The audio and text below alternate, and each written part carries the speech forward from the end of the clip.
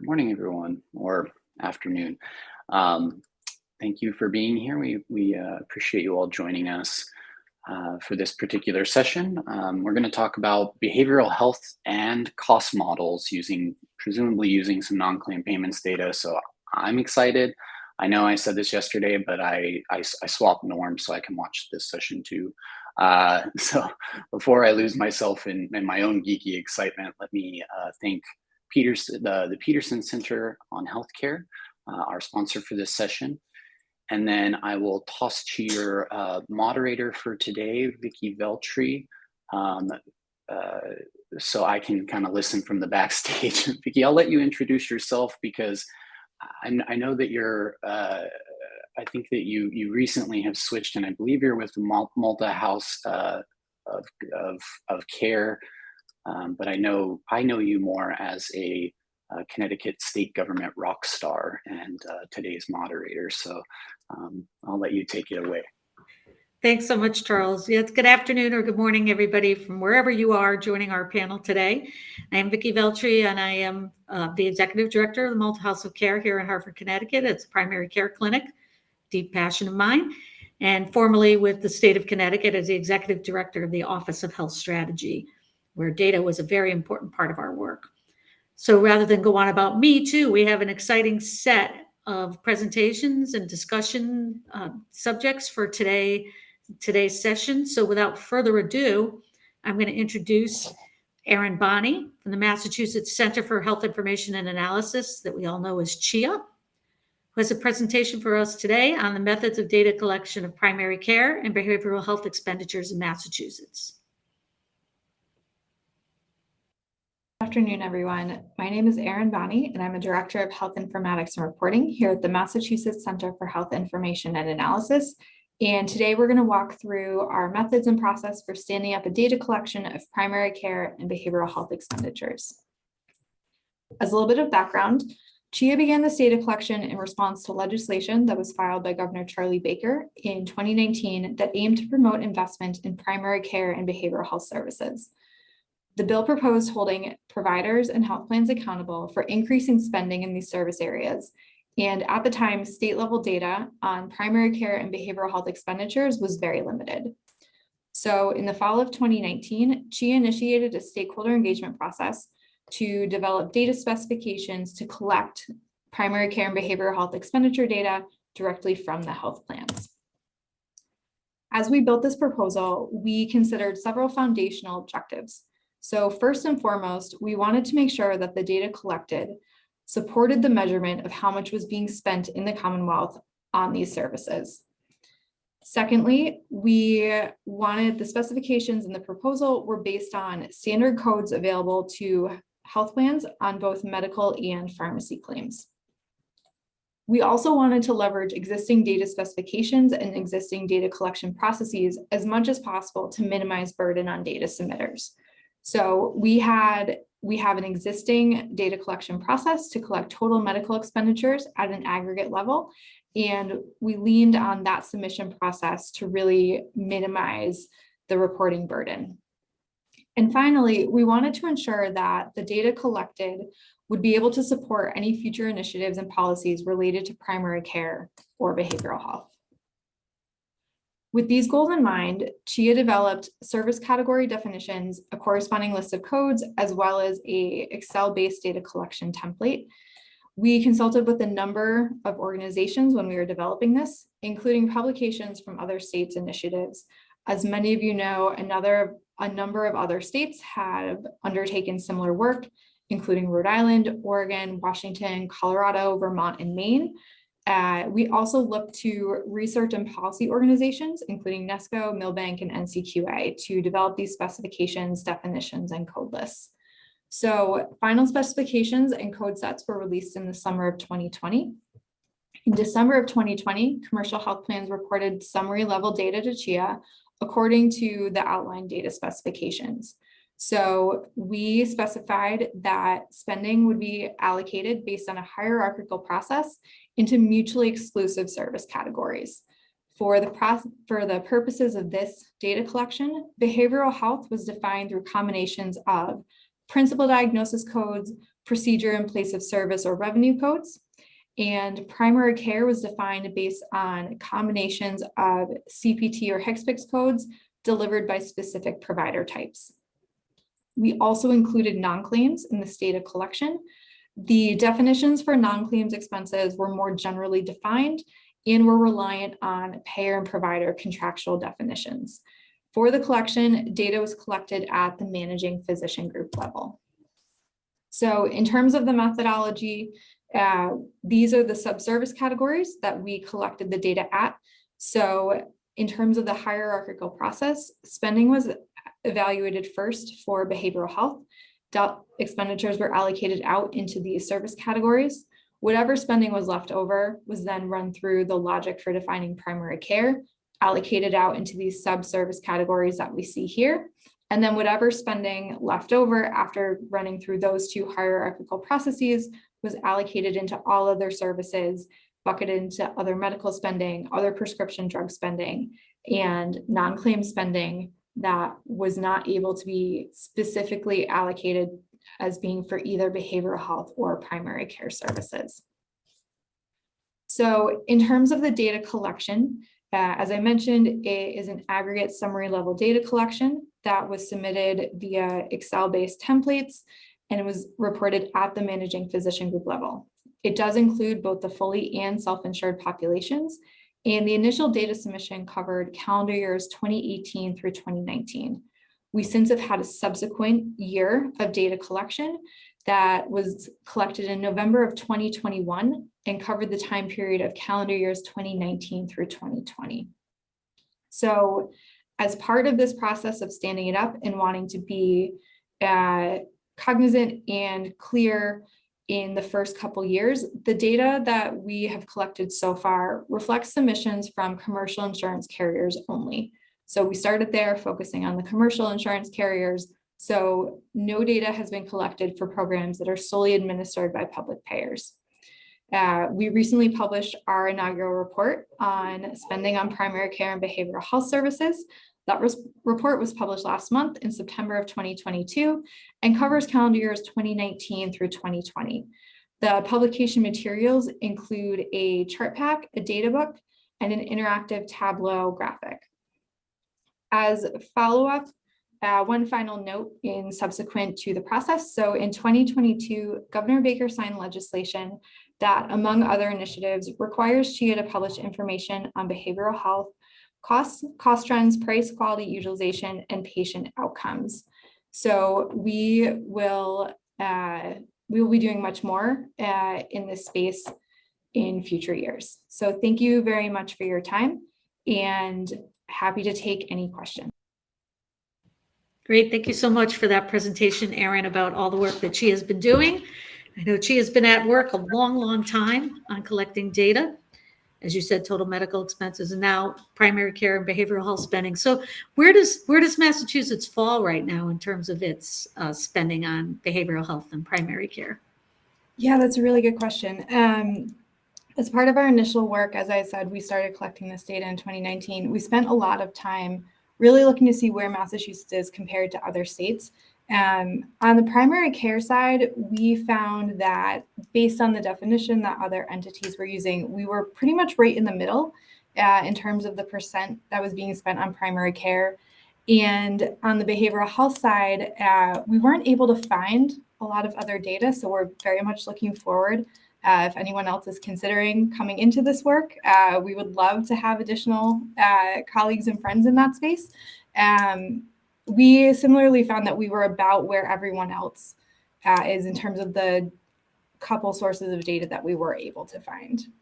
So you said also, just a quick question, you looked at some of these other sets like the NESCO data collection and others. What's the difference, or can you articulate a little bit of the difference in the Massachusetts collection from some of the other ones that were underway?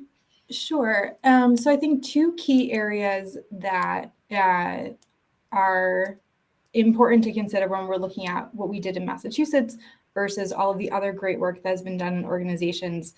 So one is the sourcing where NESCO and a lot of the other people in this space used ABCD or used claims data for this. We went with an aggregate data source because that's how we do our TME. So there is a little bit of variation there in terms of what populations are able to be covered. There was a whole session yesterday on fully versus self-insured. So there's some variation there. And then really the other, I think, significant area where we do see variation is around inclusion of OBGYN services and OBGYN providers. Massachusetts does include them, and we did it in a way where it's certain procedures for an OBGYN provider would be considered primary care. In talking to other organizations, some have a narrow definition and a broad definition. In those scenarios, Massachusetts would align more closely with the broad definition.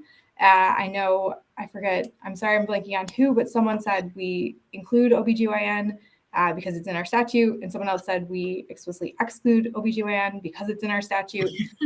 So that seems to be the two big areas of variation. And so in terms of where Massachusetts lands, we do currently have OBGYN providers included as primary care, and we source it from aggregate. And then because we included behavioral health and primary care in this data collection, one thing is that ours is mutually exclusive. So in the event where you have that overlap, the middle of the Venn diagram of that integration with behavioral health and primary care services, for ours, because we don't want to double count, those were categorized as one or the other. So I think that is certainly an area of emerging interest, and one thing to consider when you're looking at our data and our data specs compared to other entities that are doing this work. Right. And that seems like, and we did in Connecticut also have the issue about OBGYNs. Every state is facing that issue. And also, I think the issue is a national issue. If we're trying to compare across states and how we're doing next to other states, it could be an issue for further exploration on how states are collecting it. Or is there a way to make the data sets consistent for some purpose or another? Yeah, I mean, one thing that we've seen is having two definitions, both a narrow and a broad. One other thing, how we approached it in Massachusetts was we have the subcategories within behavioral health and within primary care. And so one thing that we did was put the OBGYN services in their own subcategory. So say you did want to look at, spending with or without, you can do that because we can really just take that building block out of it. As part of our reporting, we included an interactive tableau, which has that functionality. So you can look at total spend, including OBGYN services. You can take it out. You can put in prescription drug spending on the behavioral health side, or you can take that out as well. So noting that those were two key areas that there might be significant variation, and wanting almost to be able to see it both ways by how we organize the subcategories allows us to kind of pick out those building blocks if we wanted to run the numbers with or without a particular service. That's great. And I just have one final question. You said you didn't have the public payers in yet.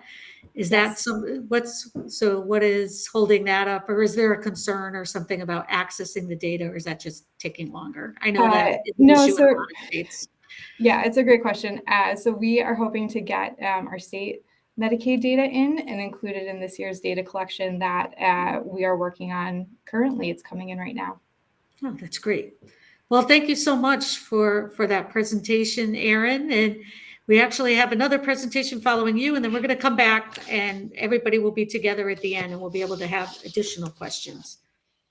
So our next presentation is from Victoria Fan and Sarah Yasuda from the University of Hawaii.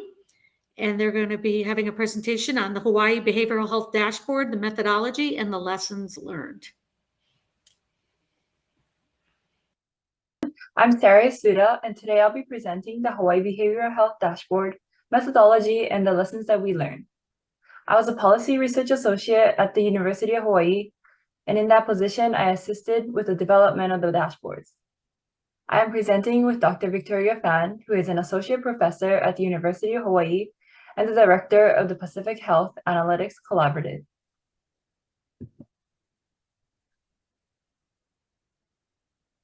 I would first like to give an overview of the Hawaii State Plan on Substance Use. The project was funded by the Hawaii Department of Health, and our goal was to investigate how many people require treatment for substance use disorder and what fraction are not receiving treatment for substance use disorder. The Hawaii State Plan is a key document for administrators, policy and lawmakers, and there are previous editions starting in 1977, and the latest edition was produced in 2004. We utilize a data-driven analytic framework to assist the state's plan to emphasize a data-driven system of care.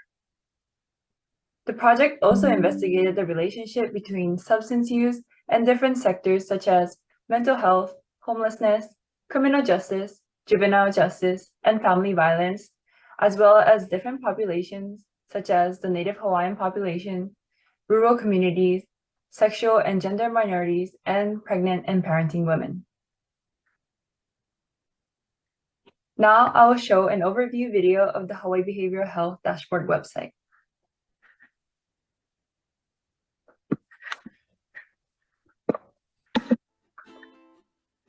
Hawaii is known for its sandy beaches, crystal clear water, and breathtaking scenery. But this tropical paradise has its own share of problems. Substance use, mental health, and homelessness are some of the most pressing public health and social challenges facing Hawaii. These three behavioral health issues are closely related and are very difficult to deal with individually. Through a partnership between the Hawaii Department of Health and the University of Hawaii, the Hawaii Behavioral Health Dashboard was developed to share information and raise awareness about these issues on a single platform.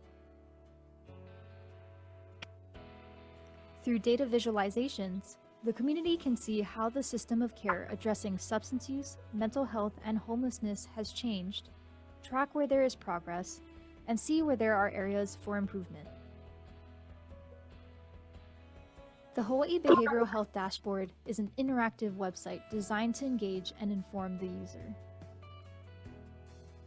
The overview section provides a high-level view of the state of affairs in Hawaii. Interact with the map for statistics about substance use, mental health, and homelessness in the state and each county. The current trends section contains the most up-to-date information on the website and also provides highlights from each of the individual datasets. Explore each visual for more information. The dashboard section has the most detailed information available on the website, organized by dataset and subject. The data in the individual dashboards are compiled from a number of different data sources, some of which are cross-cutting across substance use, mental health, and homelessness. To find more information about each dataset, click on the Dashboard Guide tab. After selecting the Subject tab and Dataset of Interest, you can explore and specify the information shown by using filters and selections in the navigation panel. The number and types of filters may vary across each of the data sources according to the data that is available. Once you've found the filter you're looking for, you can hover over or click on the graphic for in-depth information. The Hawaii Behavioral Health Dashboard has a wealth of information waiting to be discovered. Explore and check it out for yourself.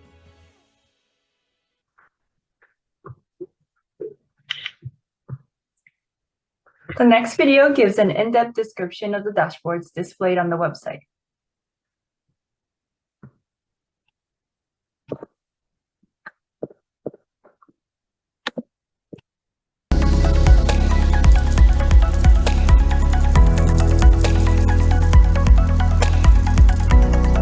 The substance use dashboards are located on the first tab of the dashboard section and are organized by datasets. On the top right-hand side of the dashboard tabs, you'll find the SUDI, or Substance Use Data Inventory, which compiles a comprehensive list of data resources. On the upper left-hand corner of the dashboard, there is a play button which navigates to a tutorial where I demonstrate how the NSDA dashboard was made using Power BI.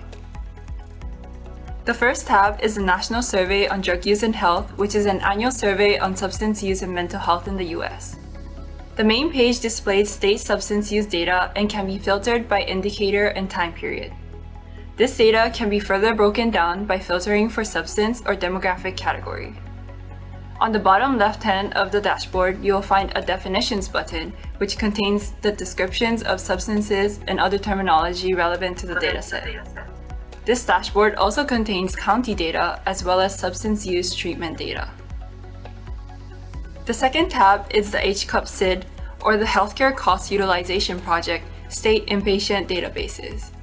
HCUP is a group of healthcare databases, tools, and softwares which includes the largest collection of longitudinal hospital care data in the US. The HCUP SID dashboard displays inpatient stays per 100,000 residents with diagnoses related to substance abuse and mental health. This dashboard can be filtered by year, substance, age, sex, and race. The next tab is the Hawaii Coordinated Access Resource Entry System, also known as Hawaii Cares. Hawaii Cares is a free mental health and substance use call center. This dashboard displays monthly and hourly trends in CARES calls that can be filtered by year, month, and the day of the week.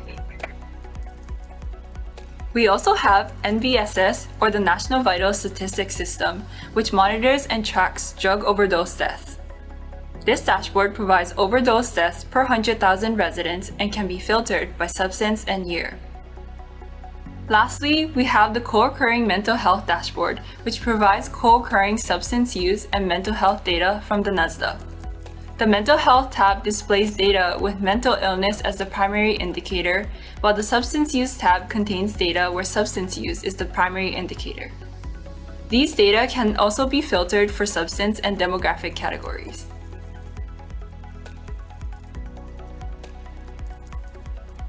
As you can see, we have many different data visualizations throughout the dashboard. The NSDA dashboard contains bar graphs comparing the state and the national data, while the HCUP SID dashboard contains a pie chart displaying diagnosis categories as well as a line chart to represent trends in inpatient stays. Each dashboard also includes cards displaying key data points. For example, on the HCUP SID dashboard tab, the card on the upper right-hand corner displays alcohol as the most frequent substance-related primary diagnosis group between 2010 to 2014. Now, I will explain our data analytic framework.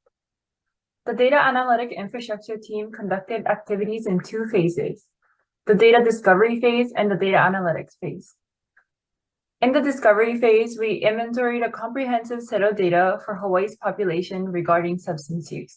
The second phase is the data analytic phase, where we developed and implemented a standardized, reproducible analytic framework for the state and for surveillance, epidemiologic, planning, and evaluation purposes.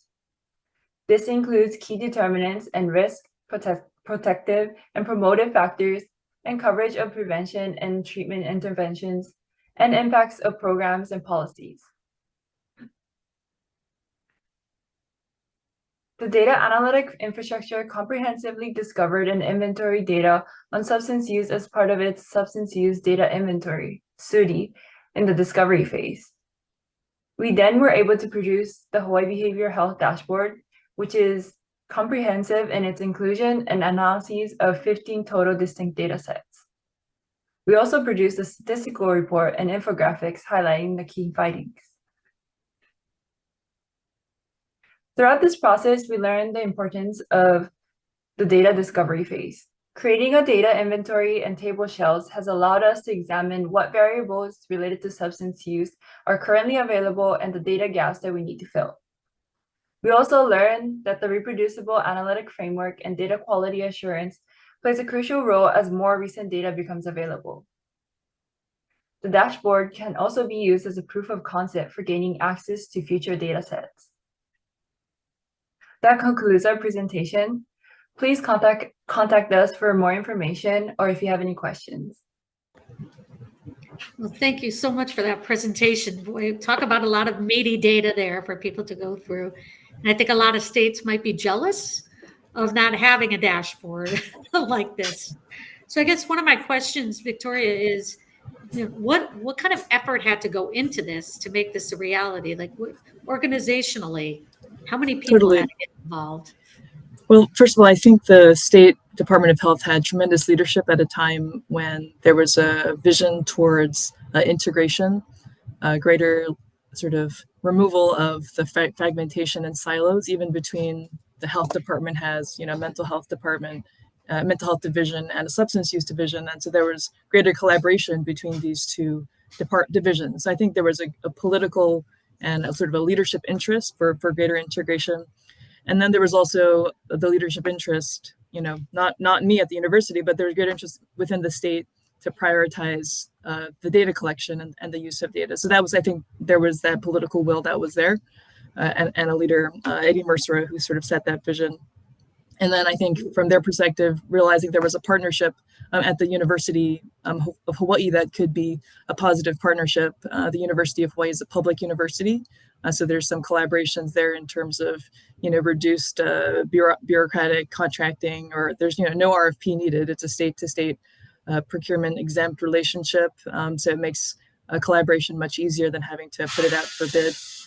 Someone's asked about where's the website. Well, there's been some political changes, and so the website's currently down at the moment. We're getting to get it up as soon as possible. But if you contact me separately, I'm happy to share the private page link with you, and at my email address noted earlier. But so just getting back to the question, political leadership, and then having the right partner in the state. And in the state of Hawaii, we don't have a lot of resources. We have a big state public university. And honestly, the data landscape in the state has been fairly fragmented, I would say. And when you're dealing with few resources, you have to pull together all the resources you can to try to tackle it. So that was, I think, within the university, my approach. And then also recognizing, because the data sources are all very fragmented, that we decided to start with the inventory. What is out there, as opposed to just starting from the default.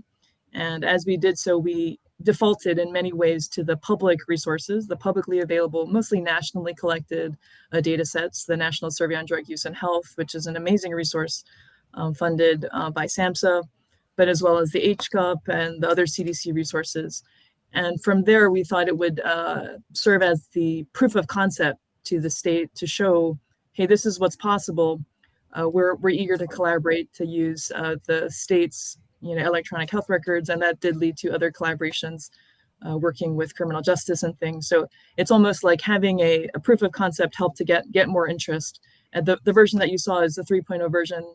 Basically, we went through two other versions each year. We'd release a new version. The first version was really rudimentary. But that's amazing. It's what I was going to ask you about, how you worked with like the state agencies when you were thinking about a theory of bringing all these data sets together to inform criminal justice and other areas. How, despite the fact that an RFP is not necessary, which I know we're familiar with in Connecticut, and I think lots of states should be encouraged to look at their public universities as resources for this kind of work.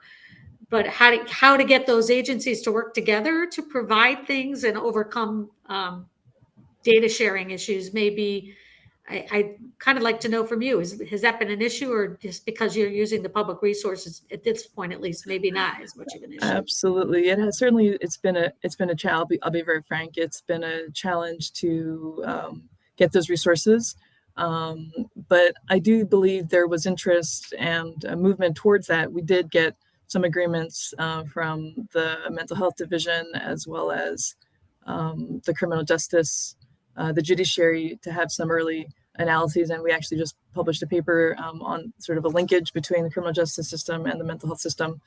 That data is not yet posted on the dashboard.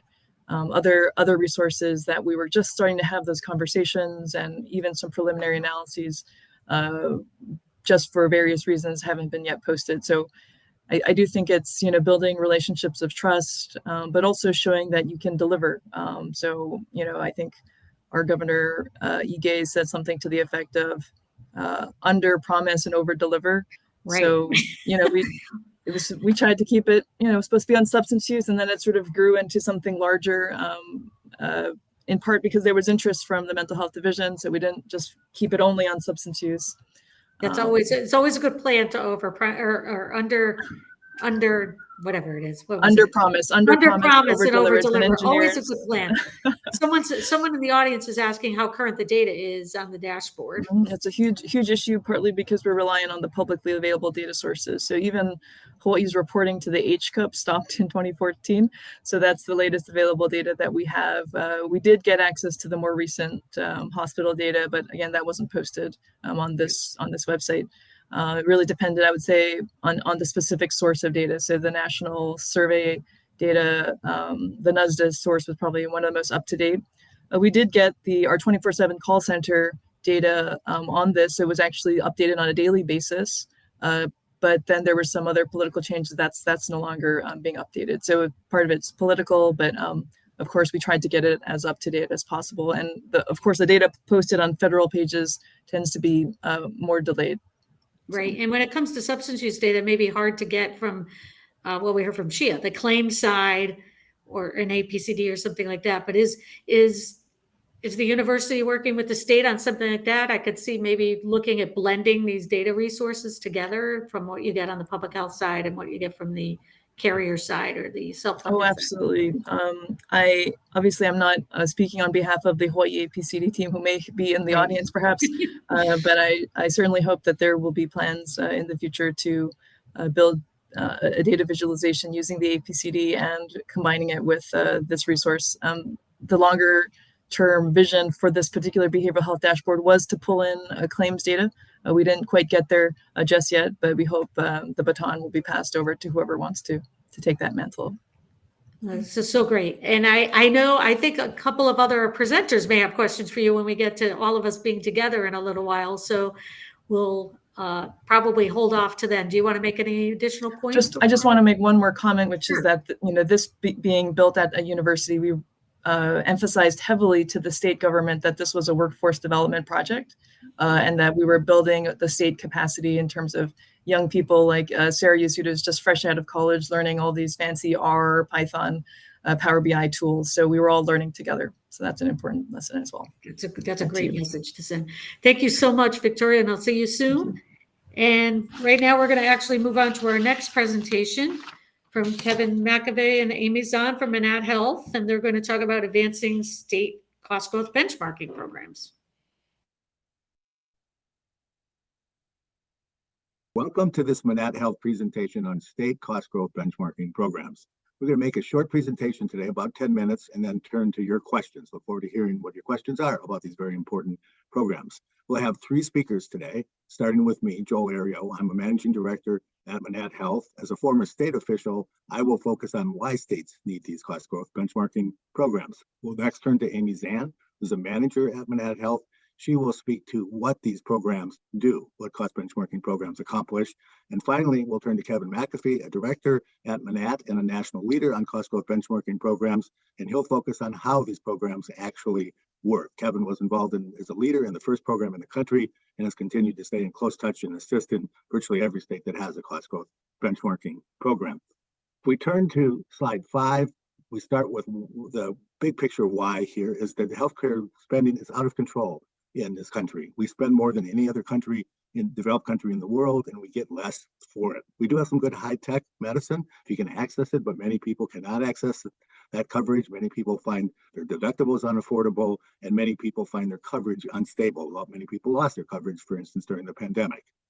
If we go to the next slide, this kind of gets into the nitty-gritty of why states are the focus of these programs. First, that unsustainable growth hits states very hard. It hits their budgets. They have many programs with healthcare spending, Medicaid being the major one, and they need to address these issues. They need to spend within their budget. So it's an imperative to address it at the state level. Consumers make it more of an imperative. The cost of healthcare are often, the consumers bear the brunt of that and high deductibles. Federal government helps with many things, including access to health insurance, but not so much on the cost control side. So again, it comes back to the states. And then finally, maybe that's appropriate because the states are the laboratories of democracy. They can experiment and produce the very best programs. Finally, we've turned to the last slide here. The cost benchmarking programs often come with in conjunction with other programs. You see a number of them listed here, just to mention value-based purchasing, affordable drug pricing, and addressing healthcare provider consolidation, often done in conjunction with cost benchmarking programs. With that, I'll turn it to my colleague, Amy Zhan. Thanks so much, Joel. So what are healthcare cost growth benchmarking programs? Well, these are data-driven, transparency-based, cost containment initiatives that are seeking to measure total healthcare spending growth in relation to established targets. And these programs allow states to have a better understanding of cost centers and cost drivers in their state. They allow states to better understand payment incentive alignment and also areas of service spending priorities, such as primary care and behavioral health. And these programs are often accompanied with regulatory mechanisms to support accountability to those targets. And they're also often paired with other health data assets, such as all payer claims databases, to support and strengthen and contextualize benchmarking analyses. Fundamentally, benchmarking programs are seeking to streamline healthcare data collection so that states have a more complete and aligned view of their comprehensive healthcare market, how dollars are being spent and where they're being spent. And as of September 2022, 10 states have cost growth benchmarking programs either in place or in development. And collectively, these programs now cover over 70 million people, or nearly 1 in 5 Americans, meaning that across all of these states, healthcare data is being placed at the center of these states' initiatives and efforts around cost containment. And I'm going to turn it over to my colleague, Kevin McAvey, to explain a little bit more about how. Thank you so much, Amy. It's really nice to be with you all today. I've been working on state cost growth benchmarking programs for a while, and as we'll discuss on the next slide, please. These programs have several core components that every state should think about as they're implementing their own or thinking about how to enhance their own. Authority and governance, whether by executive order or legislation, each state has its own rules that govern its ability to collect and use data to monitor health system trends. Influencing these early rules of the road are essential to developing a program that can sustain and support each program's aspirations. Growth targets. It's the horizon for every state cost containment program, a number around which stakeholders can even loosely think about capping cost growth in their negotiations. That baseline ceiling, which is often set with considerations by the state of certain inputs, such as potential state gross product or state median income, and is often set by different governing entities, such as an official board to oversee or approve the number, or in consultation with an advisory committee. The third component is spending measurement. So you have your horizon set by these growth targets. Every state then needs to think about how it wishes to collect data to measure for entities against which their performance will be assessed. For each payer type, including how it seeks to account for non-claims-based payments information, how it is attributing costs, how it is seeking to account for health variation among attributed populations at a point in time and over time. States need to think through these questions as they're setting their spending measurement methodology. Data and analytic capacity. This is the how. Operations to support data analytics, reporting, and use cases. And all of this should be done with the following in mind. Like, what is your state's data use strategy? How does your state plan to use or build upon its benchmarking program to answer core questions about health system performance and cost drivers, which can shape what additional supplemental data might be collected, and even what targets that you're setting stakeholders to perform against. And then finally, like for all of this, in and of itself, every state cost growth benchmarking program puts a spotlight on spending for actors that includes payers and providers across the ecosystem. But beyond like the name and shame, are there additional accountability mechanisms that a state wishes to put in place to enforce compliance with cost targets? And we'll talk about that a little bit more on the next slide. So as you're thinking about the different components of what accountability can look like under a cost growth benchmarking program, I want you to keep four dimensions in mind. The first, entities. Like, what entities do you wish to have subject to a benchmark? Which payers and providers, for example, are going to be responsible for meeting the benchmark at any point in time? You say provider to one person, and that person will have a distinct definition in his or her mind that I bet will be different than the definition that you have. Really clearly defining who's going to be held accountable to the benchmark is a key early decision point. Targets. What targets are entities going to be held accountable to? Will every entity be held accountable to the same benchmarks, or is there flexibility among them? Thresholds for enforcement. What comprises a violation of a benchmark? Is it missing it for 1 year? Is it missing it for multiple years? These are also questions that every state should think about as they're setting accountability for their cost growth benchmarking programs. And then finally, the what. So you are an entity that violated the benchmark and against the target for potentially successive years. What happens then? What are the mechanisms for enforcement? And if we go to the next slide, those mechanisms can span a spectrum of that public name and shame that we were talking about, which is what states typically, and early on at least, rely upon. Connecticut, Delaware, Rhode Island among them. And then it can expand all the way to financial penalties, at least at present, where Massachusetts and Oregon have some in place, or the option for some in place, and California has joined the field with commiserate and progressive sanction possibilities in the outer ban years, 5-10 years from now, after that program is established. And so if we go to the next slide, and as we think about, like I set up these kind of I shared these 6 components and how to think about accountability. States are even pushing the boundaries on what those components can comprise. Whether for entities accountable to the benchmark, should that include individual health systems or health facilities? Should it include IPAs? For targets, increasingly states are not only thinking about aggregate cost growth targets for all entities, but within those targets, within that aggregate spending, how is that spending being distributed? Can and should more of it be distributed to primary care and behavioral health spending? These are additional sub-targets that are being developed and implemented across the country, building on a chassis of the cost growth benchmarking programs. There are other threshold and accountability mechanisms pushing the boundaries of what we previously thought was possible in these programs, and I'll leave them to you to read about or certainly ask us about offline. But there's a lot going on across the country as more and more states are implementing these cost growth programs in order to rein in and contain cost growth spending and better understand, quite honestly, the performance of their markets. And so with that, I'll actually end on the last slide, I believe, or next, there we go. That we've been doing a lot of work thanks to the Robert Johnson Foundation in this area, and in partnership with the state cost growth benchmarking states across the country, and in coordination with the Petersen Milbank program for state cost for sustainable healthcare costs.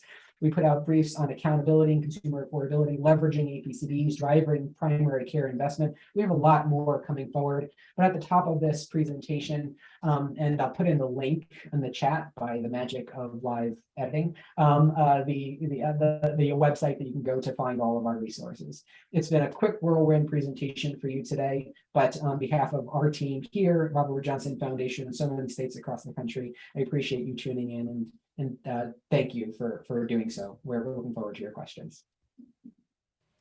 Great presentation. Thank you, Kevin and Amy. It's nice to see you both. And I know Joel had to leave, but we have the 2 of you here to handle a bunch of questions that I'm sure hopefully will come in. But I have a couple that I'd love to lead with, if you don't mind.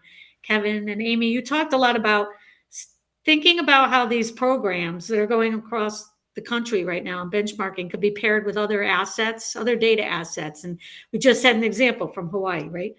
About public health data or APCDs, and bringing those together, or affordability boards, drug costs. How do you think states should be looking at this and approaching this, bringing these sets together? Yeah, absolutely. I can start, and then Amy, feel free to add in. I always think about state cost growth benchmarking programs, which now cover 1 out of every 5, or will be covering 1 out of every 5 Americans. It's kind of like a full body scan to your healthcare system, really helping to identify problem areas. And they're very well and suitably paired for like subsequent APCD analysis. So something's going, you see cost growth taking off in pharmaceutical spending. You could then, and many states have and are effectively leveraging, including Massachusetts, like their APCD, to look under the hood and what's driving that pharmaceutical spending. Is it brand name drugs, generic drugs, which actually brands and specific drugs in those categories for which populations, that can help kind of shape future policy and program design. But Amy, anything to add for that one? No, I think you covered it. I mean, I think claims data is also really helpful, as Connecticut used, right, to define standards for affordability, really contextualize for the consumer perspective, how benchmarking might apply more to an individual level or specific populations even, and how you can add thresholds to that and really understand the various components there. So I think, as Kevin mentioned, full body scan compared to a more detailed look, I think is always a really great analogy for the 2 data assets. That's great. Thank you, Kevin. Kevin, there's a question in the audience question for you. How are the impacts of COVID on use and cost trends impacting cost growth benchmarking? We all know we had a struggle with that one. Go ahead. Yeah, it's a great question, Carl. So I think it's like which year are we looking at? And I think the big picture answer is we're going to be going through kind of rough data seas over the course of the next year or 2 years, because as you're thinking about state cost growth benchmarking, quite frequently it's looking at the past 3 years worth of data and trends.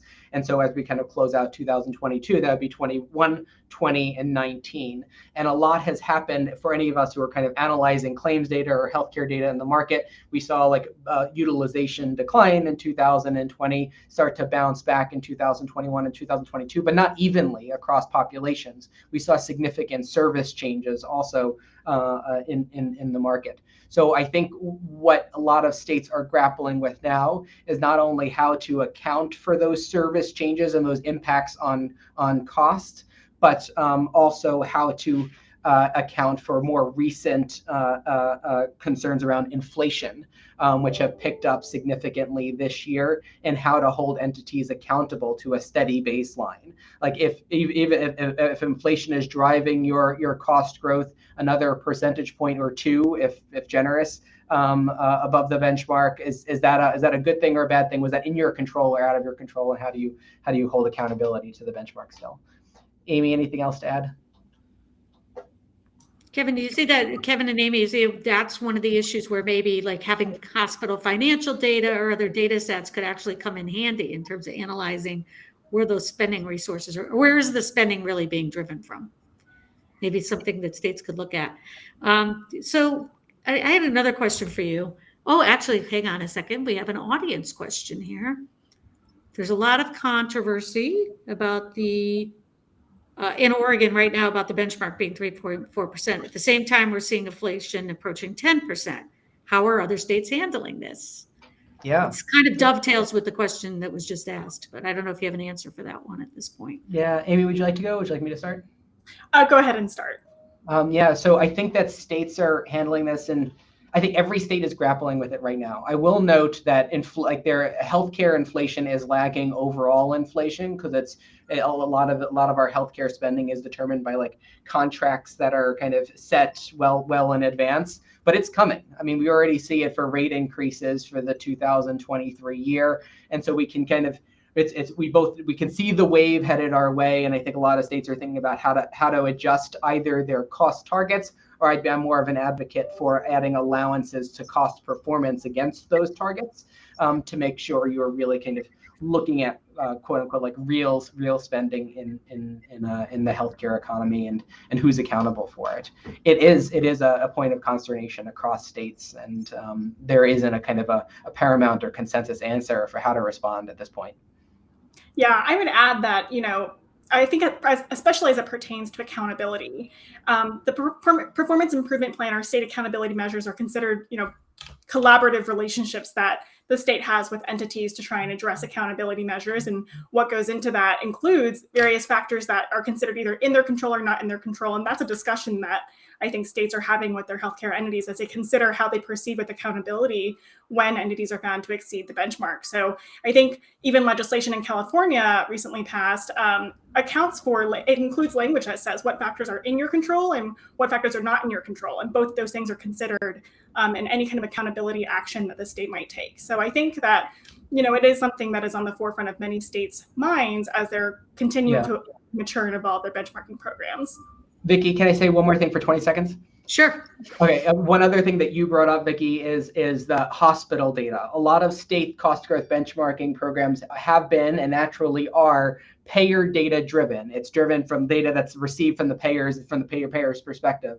As we're entering in this high cost environment, and not only due to inflation, but increasing like provider staff costs, there is more of a call and interest in also kind of having a 360 look at the healthcare system, incorporating perspective of hospital financials in this conversation about cost drivers and what's in and outside of an entity's control. So I completely agree with your earlier point.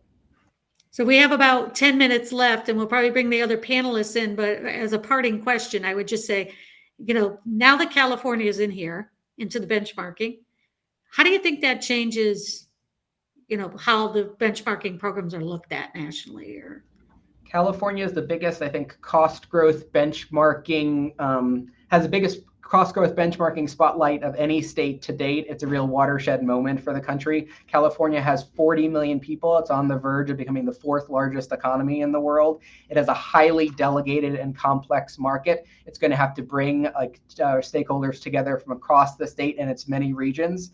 And I think if successful, and I have complete faith it will be, I think you'll see a number of other states across the country follow.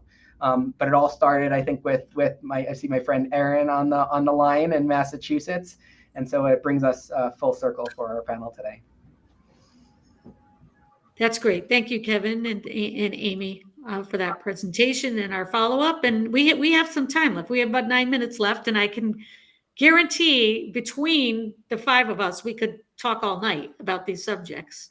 So I know there must be questions that you have for each other that might, tease a little bit for the audience with some follow-up questions they might have in the next 9 minutes. So I'm gonna open it up and see if any of you have questions for each other at this point. Anyone? Don't make me do Ferris Bueller. I have a question. This is more for Erin. I think we're probably in a world where we have so many data resources out there and so many questions that we could possibly answer. Are there approaches that CHIA takes to prioritizing questions, or what's the approach to saying, okay, here's what analyses we want to do, and what's that cycle like? For us with the behavioral health dashboard and our state plan for analytic infrastructure, was kind of like every year we would come up with a plan of here's what we're going to do this year. And it was sort of fairly informal consultation with partners to say, okay, yeah, let's work on this or let's work on that. But I'd be, CHIA's a role model, I think, for many of us, and would love to learn how you all approach this prioritization question, because there's just too many things we could ask and too little resources. So we have to prioritize what we look at. Yeah, that's a really good question. I think I have 2 points. So one of them is kind of an easy out of a lot of our work. Kevin spoke about our benchmarking process. A lot of that is legislatively mandated. So being told that we are required to do something on an annual basis really knocks something up the priority list. So a lot of our work is legislatively mandated as part of state government to really inform all of these. In terms of initiatives and projects that aren't mandated or aren't in our legislation yet, the primary care and behavioral health, which was one of them. So I can speak to, we took the tack on that one of, it's going to be really difficult to manage something if you can't measure it. So looking at where are there gaps in data, we knew that there was a strong policy interest in primary care and behavioral health, whether it's from, the viewpoint of these 2 areas need additional investment in them, or to Kevin's point of where is spending. So looking at where the gaps are, what data would be needed is really something that we generally take into consideration. So we had no data on primary care behavioral health or how much was being spent. And so by launching this, it will allow legislators, policymakers, other stakeholders, to really take a look at the data and all start the conversation from that same set of facts. What's interesting is that Hawaii approached its dashboard from sort of a public health perspective. This is, we have a problem we're seeing, we need to address it.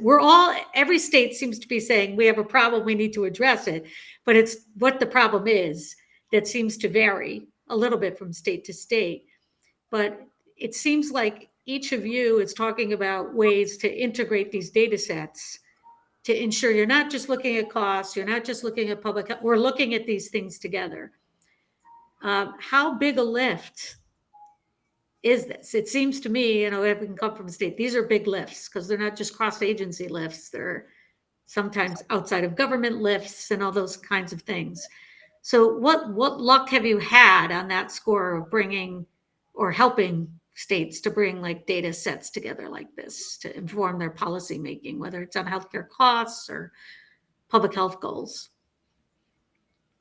That's a big one, I know, I realize, but I'm sure somebody has done something. Maybe I'll tackle this question. You know, I felt really encouraged. One day I was talking with our judiciary statistician, and he was approaching retirement, and he said, "Oh, I'm so glad that you're going to be doing this linkage of data between mental health and judiciary. We talked about it with the agency 15 years ago, and it hadn't been done even till now." So I think it's also persistence. I think, you know, sometimes the stars aren't aligned for various reasons to do linkages or the data sharing or the agreements, all that data governance work, those relationships of trust.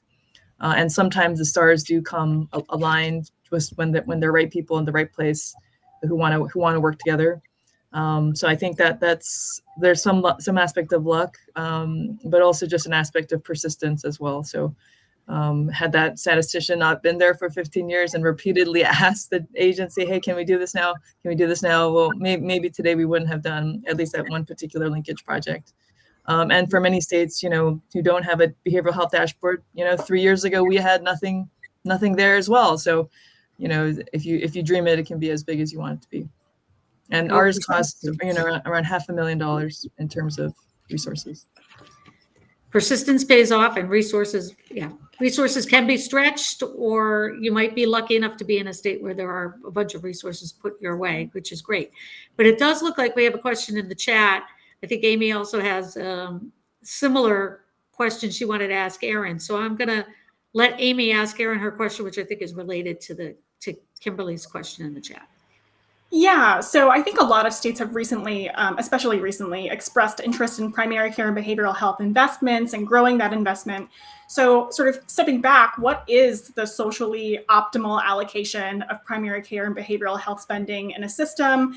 Does that differ by population maybe? And, you know, how should we be viewing that data sort of in aggregate? You know, especially I know that legislation in both California and Massachusetts have, tried to say, like, we want to increase this growth, but like, what is the goal for allocating spending in both of those areas?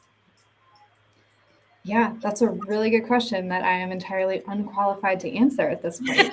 I think, yeah, it's an excellent point. And I think it's almost, for me personally, you know, you look at the different areas and it's almost a question of, well, where do you want to start? Depending on who you talk to, I'm sure the priorities will be different. Which is why for us at CHIA, really being able to have a starting point of like, this is how much is being spent in terms of dollars, in terms of percentage, looking at that across populations, because there are going to be variations. You might want to invest in different areas depending. So looking at it for how much is spent for commercial versus Medicare Advantage versus the Medicaid managed population is really kind of where we have started. And I do see a question in the chat about reliability and validity of the aggregate data. CHIA was, as we leveraged our infrastructure for collecting total medical expense data, it was really good because we have a built-in validator. And so part of this is what's, you know, whether you are trying to figure out what an optimal is or if the data that you're seeing is correct, having more data is always better. So for us on a very micro level, we were able to take the total aggregate spending reported to us by a particular payer, look at how much they reported to us in total medical expenses. It's the same ballpark of expenditures, so we knew that those should roughly tie.